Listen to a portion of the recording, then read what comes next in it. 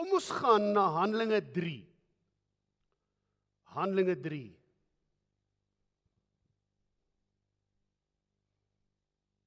En hierdie is 'n woord wat ek wil hê jy moet in jou hart dra. Dis iets wat ek vanmôre met jou gaan deel, wat hoor mooi wat ek vir jou sê. As jy wil hê die Here moet jou meer gee as wat jy tans het, as jy wil hê die Here moet jou sterker maak, as jy wil hê die Here moet jou genees, dan is hierdie die woord wat jy moet leef. So ernstig ek hieroor voel. Maar Petrus sê, silwer en goud het ek nie, maar wat ek het, dit gee ek vir jou. In die naam van Jesus Christus die Nazareëner, staan op en loop.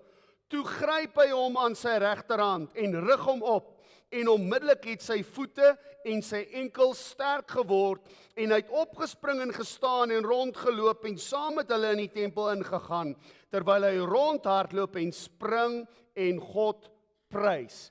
Hierdie is 'n transformasie storie.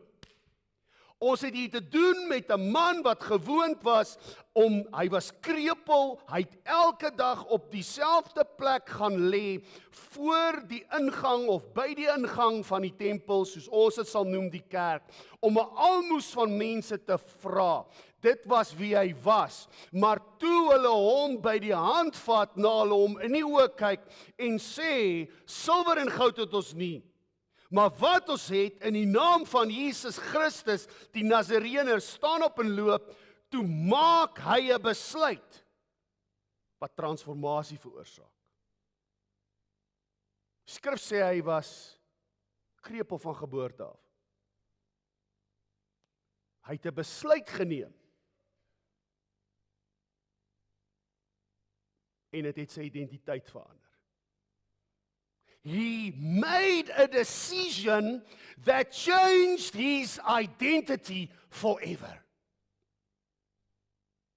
As jy wil hê dinge in jou lewe moet verander, dan moet jy besluite neem wat jy nog nooit bereid was om te neem nie.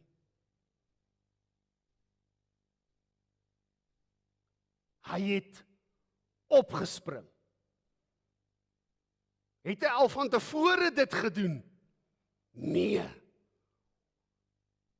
Maar hy het geweet, iets moet verander.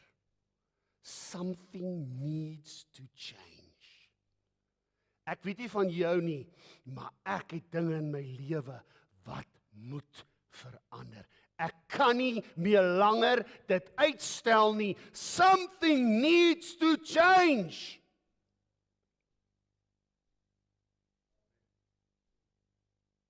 Ek moet nou iets doen wat ek nog nooit gedoen het nie. Maar as ek wil hê dinge moet gebeur wat nog nooit gebeur het nie, moet ek begin om dinge te doen wat nog nooit gedoen is nie. Ek moet ophou kla oor dieselfde goed. And I need to transform. Transformation needs to start here. Hy het opgespring. En hy het 'n ander mens geword. Dit begin by 'n oortuiging, 'n kwaliteitsbesluit. Hy is oortuig. Hoe is hy oortuig? Hy het besef, ek is meer werd as rond lê en bedel. Hy was elke dag van sy lewe gekonfronteer met sy beperkings. Is jy nie al moeg daarvan om elke dag met jou beperkings gekonfronteer te word nie? Elke dag jou beperkings. Elke dag word jy gekonfronteer met waarmee jy sukkel. Elke dag gebruik die duiwel dieselfde mense.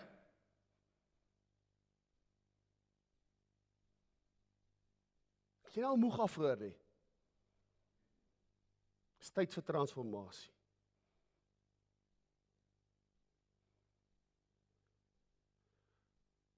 Hy moes oortuig wees dat hy is meer as dit. Kom ek jou vandag sê, jy het 'n dientjie wat jy elke dag sing. Jy's meer as jou klaaglied. Jy's meer as dit. Jy's meer as jou finansiële uitdagings. Jy's meer as jou werksteenstand wat jy kry. Jy is meer as die familie waarmee jy sukkel en worstel. Jy is meer as dit. Jy's meer as dit.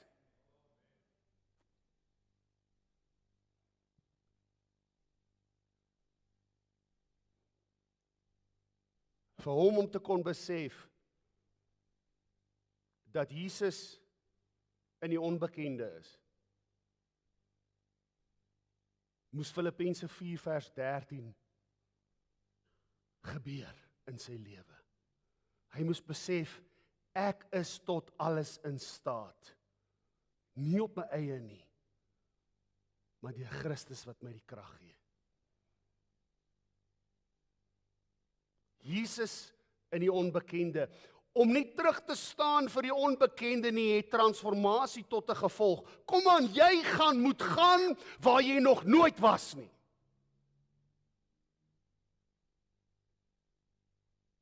Jy gaan jou moet losmaak van die statistiek. Jy gaan jou moet losmaak van die opinies van mense as jy wil transformeer. If you want to become a new man, a new woman, you have to hug the unfamiliar places. Jy moet die onbekende omhels. As Jesus daar is. Hoor mooi, as Jesus daar is. Hoeveel mense sê vir my, pastoor, ons gaan nou Kaap toe, ons glo dit sal vir ons daar beter wees. Ek gaan nou vanmôre daaroor praat. Dit vra dat jy nie moet terugdeins vir jou teenstanders of afgesit word deur weerstand nie. Laat die wind van voor jou eerder laat opstyg. Die wind van voor moet jy laat opstyg en moenie op plat trek nie. Kom ons gaan Handelinge 14 vers 19. Man, ek gaan jou preek gee vanmôre. Maar daar het Jode van Antiochië en Iconium aangekom en hulle het nadat hulle die skare omgepraat het, Paulus gestenig en hom buitekant die stad gesleep met die gedagte dat hy dood was.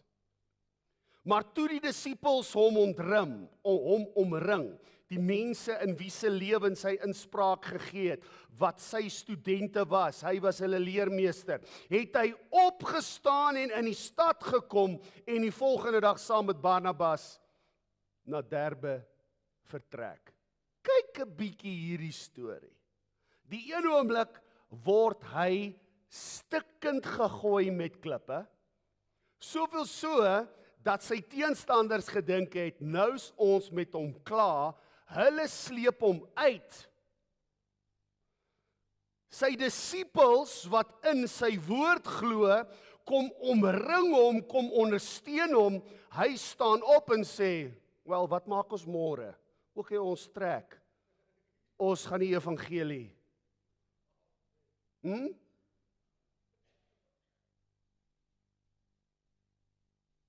Hoeveel mense sit by die huis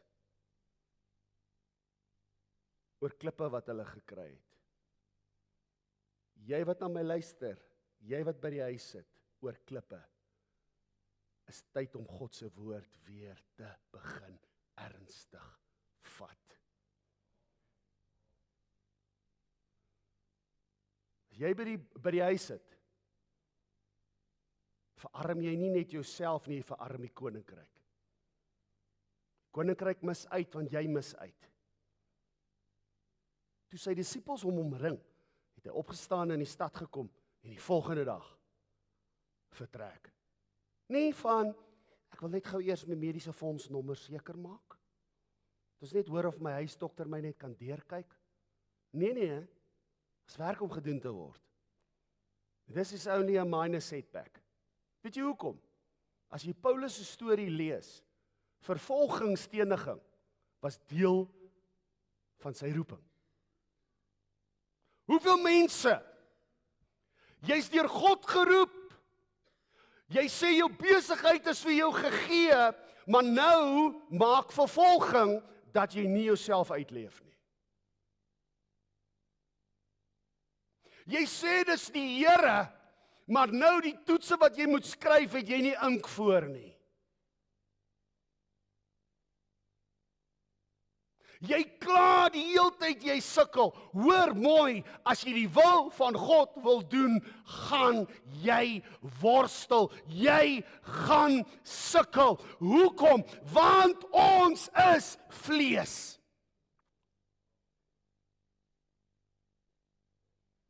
Het jy al gedink hoe geestelik arm ons sou wees as Paulus moes terugdeins vir sy teenstanders? Die eerste klip om teen die kop tref, as sê hy, "Woe, sorry, ek sal stil bly. Genade dit." Let wel, hulle het gedink, hulle het hom doodgegooi. Hulle sleep hom uit. Maar sy disippels sê, ons kan nie dat hierdie wêreld verarm nie. Ons kan nie dat die koninkryk van God so uitmis nie. Kom ons maak 'n kring om hierdie man wat die Here op ons pad gestuur het, en kom ons vertrou God namens hom. Hy spring op en sê, so, wat maak ons môre? More of the same, please.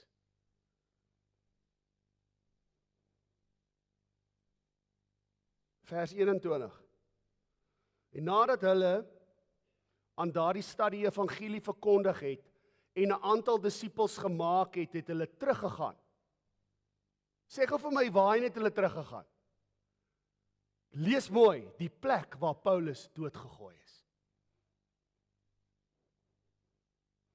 Die plek waar Paulus doodgegooi is, het hy en Barnabas teruggegaan. Hoekom? Hy was in die rede geval, hy het nie sy werk klaar gedoen nie. Jy wil Kaap toe. Jy wil trek. Jy dink dit gaan beter gaan. Jou werk kan nie klaar wees as gevolg van vervolging nie. Jou werk moet klaar wees as God sê jy's klaar. Jy wil na 'n goedkoper plek toe trek, want die huur is goedkoper. Daar is nie iets soos goedkoper huur as jy ongehoorsaam is of jy laat afsit deur vervolging nie. Hulle het teruggegaan. Hulle het teruggegaan na Lystra en Ikonium en Antiochië. En die siele van die disippels versterk en hulle vermaan om in die geloof te bly sê, ons moet deur baie verdrukkinge in die koninkryk van God ingaan. Wat 'n man om te preek oor verdrukkinge. Nuwe ouens in die groep, wie is hierdie ou wat hier praat? O nee, dis die ou wat so 2-3 dae terug hier om die hoek doodgegooi was. OK. Kom ons luister maar na hom.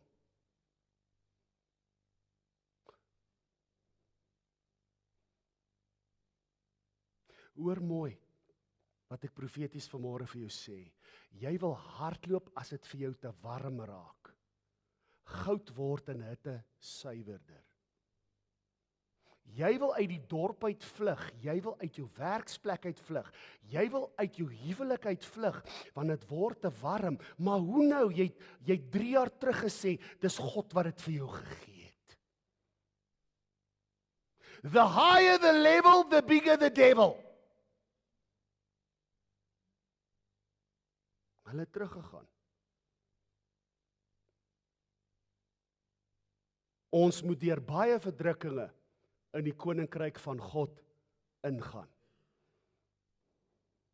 Die saak van die koninkryk is 'n geval van survival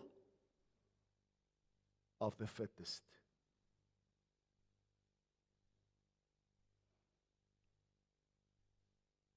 Jy kan nie 'n kampioen word as jy nie weet wat verloor beteken nie. Jy kan nie meer as 'n oorwinnaar wees as jy nie besef wat beteken verloor nie. As jy alles in die lewe maklik kry, gaan jy dit net so maklik verloor.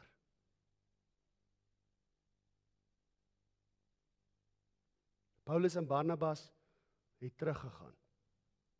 Wat is sy motiveringswoorde? Ek dink eers hy hoef baie te gepreek het nie. Dink hy het dalk nog hier en daar 'n blou kol gehad, gebreekte kakebeen. So 'n bietjie van Barnabas moes hom dalk nog help, want hy het sleg geloop. Hoekom? Hy was 'n paar dae terug doodgegooi. Maar hy het nie gestop nie. Hy het gesê, ek sal hulle weer in die gesig kyk. Ek sal weer vir hulle preek. Kom ek jou sê, in my lewe is daar mense, soos in joune, wat ons al met klippe gegooi het. Oh man, kom en moenie jou so vroom hou nie, hulle het jou al gespot, hulle het jou al name genoem, hulle het agter jou rug jou beskinder, die tweedehandse en die derdehandse weergawe van die kinderstorie kom by jou uit. Dit is 'n feit. Nou wil jy die dorp uit. Jy wil vlug. Nee, pastoor, ek wil nie dit doen nie. Okay, kom ons vat die eenvoudige een. Jy loop hulle in die dorp mis. Jy sidestep hulle. Jy wil transformeer, jy wil hê die Here moet jou meer gee, maar jy val elke keer by dieselfde hekkie. Jy val elke keer by dieselfde hekkie.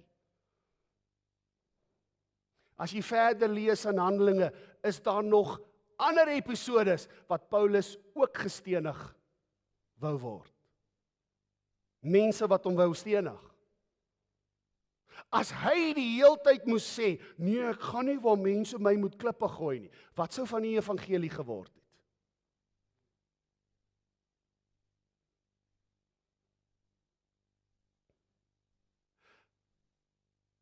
Maar Paulus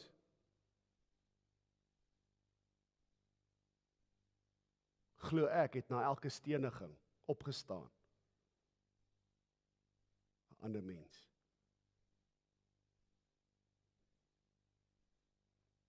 Beter mens.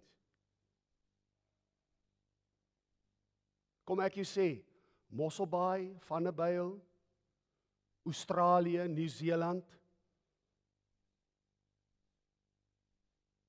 Die duiwel gaan net 'n ander naam hê. As jy sukkel om die toets hier te skryf, gaan die Here so goed, hy wil hê jy moet sterker word, hy wil hê jy moet beter word. Hy gaan jou daai toets in Nieu-Seeland, Australië, Amerika, Mosselbaai, Hartenbos, Stilbaai, Wes-Kaap, hy gaan jou dit daar laat skryf. Met of sonder 'n munisipaliteit. Jy leer eintlik nou 'n toets hier skryf sonder 'n munisipaliteit. Net by die ander gaan jy dalk 'n munisipaliteit hê. Jy gaan dieselfde toets moet skryf. As jy die wedloop wil voleindig, moet jy ongelukkig oor sekere hekkies spring.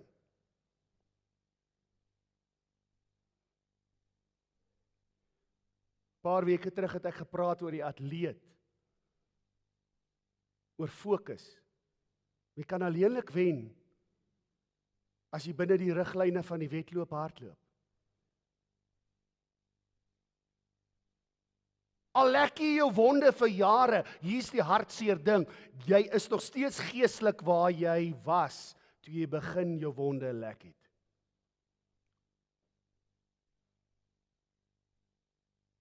En nou as jy jou mond opmaak, praat jy oor almal wat jou te nagekom het. Weet jy wat se hartseer? Jy's geestelik nog steeds daar.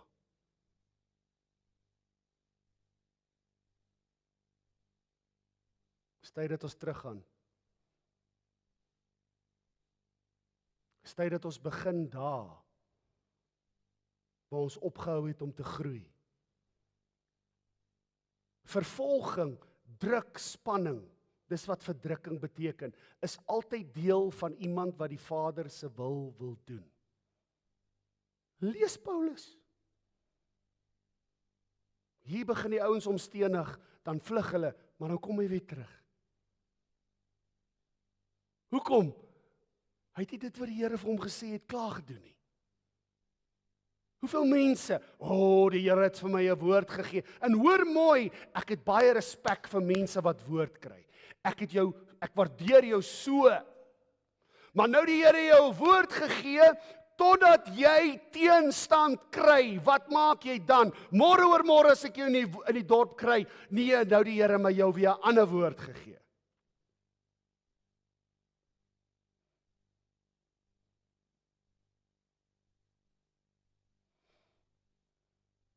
Of jy wissel tussen predikante, want die een sê vir jou jy is verkeerd, jy moet iets verander, en die ander ene vertel net vir jou wonderlik is jy, nou kies jy hom.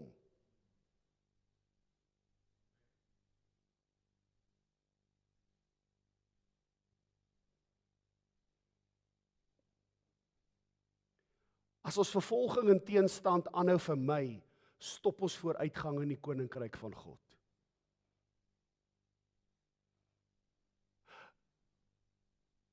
Ek kan julle persoonlike stories vertel, maar ek wil nie te veel daaroor praat nie, maar dit is nogal komieklik as mense my sien in 'n plek aankom. Kyk, hulle kom eintlik agter te laat is ek. Hulle sien die krulkop, dan weet hulle wie's op pad. Maar dit is nogal amazing hoe vinnig mense terug in hulle karre induik. Hoekom? Hulle kom nie meer kerk toe nie, ons probeer hulle te bel, ons stuur al die preke wat ons kan. Ons stuur WhatsApps, al daai goed. Hulle antwoord nie ons nie. Want ons is verkeerd. Maar nou as hulle in die dorp kom, bid hulle vir die wegraping. Want hulle probeer verdwyn. Ek het al gesien mense vlieg terug in hulle karre.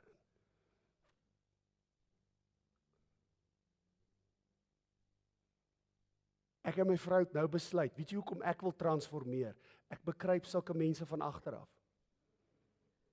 Checkers is mos nou die nuutste uithangplek. Ek bekruip hulle van agteraf, ek druk so, ek sê, hierdie dames weet wat hulle wil hê. Wat kan hulle maak? Ja, dit lyk so 'n bietjie soos 'n warm plaat en weet jy wat? Maar hoekom? Ek wil transformeer. My werk is nie klaar nie. Nou moet ek almal vermy wat my met klippe gooi. Dit sal 'n tragiese storie wees vir die koninkryk.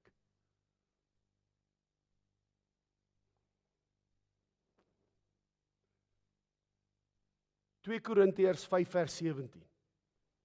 Want as iemand in Christus is hy 'n nuwe mens. Die ou dinge het verbygegaan. Dinge kan alleenlik verbygaan. As wat gebeur? Jy 'n nuwe mens is. Anders dan gaan jy die ou dinge saam met jou vat, al is jou omgewing nie. Daar seker, kom ons praat daaroor. Daar sekere mense in jou familie wat jy nie meer wil praat nie, jy sidestep hulle. Maar nou wonder jy, hoekom verander jy omstandighede nie? Dink jy die Here weet nie wat hy doen nie? Hy handpick jou familielede ook, glo my nou. Want hy weet wat se toetse jy moet slaag.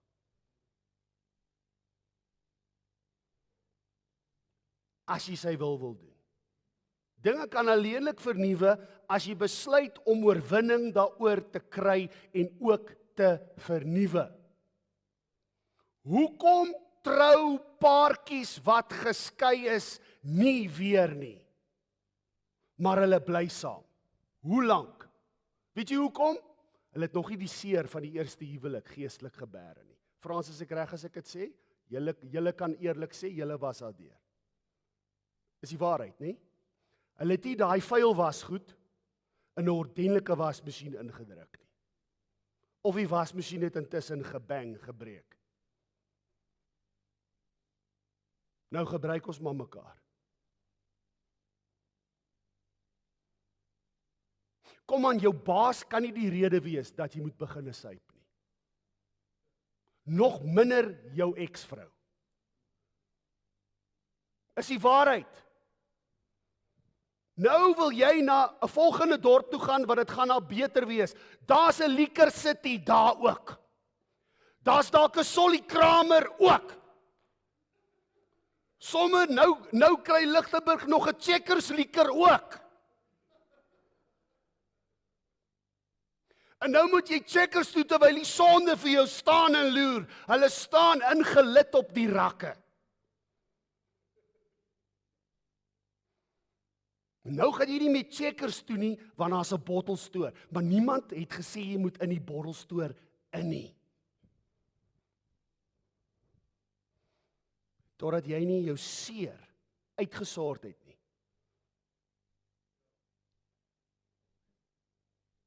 Gaan jy nie transformeer nie.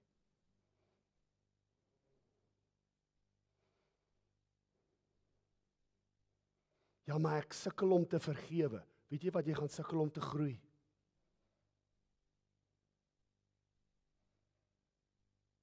Jy kan vir my sê jou hart is reg, as jy nie daai persoon in jou familie of in jou vriendekring of in jou verlede kan omhels of ten minste net die hand skud nie. Gaan jy nie groei nie. Jy gaan bloei. Jy gaan nie groei nie, jy gaan bloei.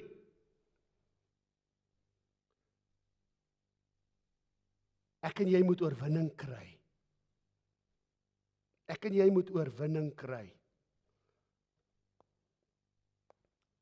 Weet jy, wat het in my lewe al gebeur? Dat, en dit is hoe dit werk, as ek op my, kan ons sê, as my draadjie op sy kortste is, ek weet nie of julle dit al beleef het nie, ek gaan nou met julle eerlik praat, maar jy beleef tye wat jou draadjie nie kort is eers meer nie, hy sal op smeltpunt. Die Here weet. Weet jy wat gebeur? Die moeilikste mens wat ek in die dorp ken, stop langs my. Die timing is so, dat ek is ook nou hastig, ek moet by my kar uit. Nou stap ek na my kar toe, dan sjoep, soos iemand wat uit die dood uit opstaan, hier agter die kar. Dan dink ek, dan dink ek, Here, hierdie meter van my.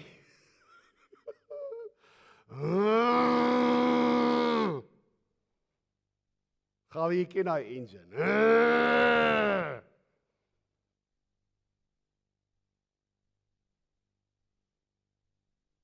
Wil jy transformeer? Wil jy regtig 'n nuwe mens raak? Wil jy vernuwe? Sit die ou goed agter jou. Maak nie saak hoe moeilik iemand is nie, hy het ook 'n siel. Weet jy wat het die Here my geleer? Vra my eerder om vir jou 'n hart te gee vir sulke mense. Nie tyd nie, hoor mooi, 'n hart. Elke keer as ek hulle sien, ek soek 'n punt van kontak. Hoekom? Laat die Gees kan dra. Nou wil ek hulle vermy, nou stap ek 'n draai, dink ek, kom ons gaan eerder hiernatoe. Dan gaan gee ek geld uit by 'n plek wat ek nooit moes geld uitgee. Hoekom? Ek vermy my groei area. En kom ek julle sê, in my bedryf, Lichtenburg het stagneer geestelik. Weet jy hoekom? Ons vermy die mense wat ons moes laat groei het. Ons praat met sekere mense nie, Want ons is vir hulle kwaad. Terwyl as ons hulle net kon groet en aanvaar, sal jy vinniger vorentoe kan beweeg. Kom ek sê julle, die dorp is klein hoor. Jy kan nie almal sidestep nie. Jy gaan jouself in 'n posisie bevind wat jy dan net rondom die dorp gaan ry. Oor daai kar staan nog steeds daar.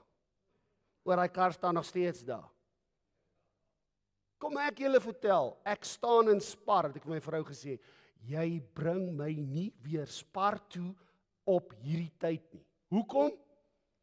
Al die probleemkinders loop my vas.